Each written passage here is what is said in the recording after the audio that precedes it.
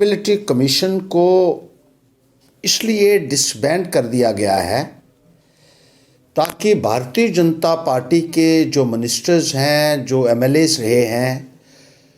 उन्होंने जो करप्शन की है उनको बचाया जा सके। पैंथर्स पार्टी मांग करती है कि जल्द से जल्द जम्मू कश्मीर में अकाउंटेबिलिटी कमीशन बहाल किया जाए और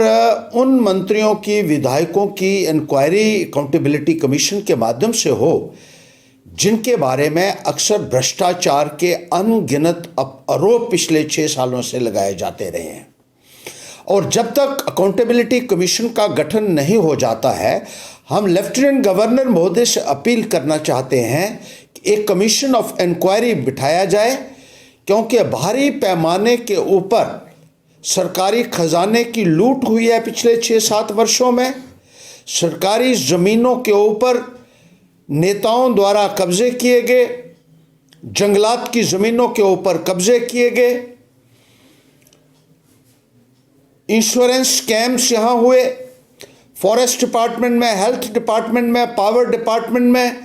रूरल डेवलपमेंट डिपार्टमेंट में करोड़ों रुपए के गबन हुए, पावर प्रोजेक्ट्स की अलॉटमेंट में कई हज़ार करोड़ रुपए के गबन हुए। और इन सब का खुलासा गवर्नर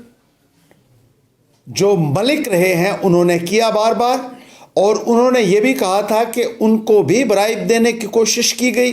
2 फाइलों को क्लियर करने के लिए 300 करोड़ रुपया उनको ऑफर किया गया था, जो एक कॉन्स्टिट्यूशनल हेड ने खुलासा किया, उसकी भी कोई इंक्वायरी नहीं हुई। बीजेपी के मंत्रियों के बारे में ये कहा जाता था कि जब नोटबंदी हुई उस दौरान 3 मंत्रियों की निशानदेही हुई थी जिन्होंने अपना काला धन जो है वो वाइट कन्वर्ट करवाने के लिए उस वक़्त रिपोर्ट्स आई थी। और इसी तरीके से जो बहुत सारे इनके एमएलएस हैं जिन्होंने रोशनी के तहत ज़मीन का घोटाला किया, जिन्होंने गैर कानूनी तरीके से अपने ये जो लुक के प्लांट्स लगाए हुए हैं, हार्ट मिक्स प्लांट्स लगाए हुए हैं, स्टोन क्रशर्स लगाए हुए हैं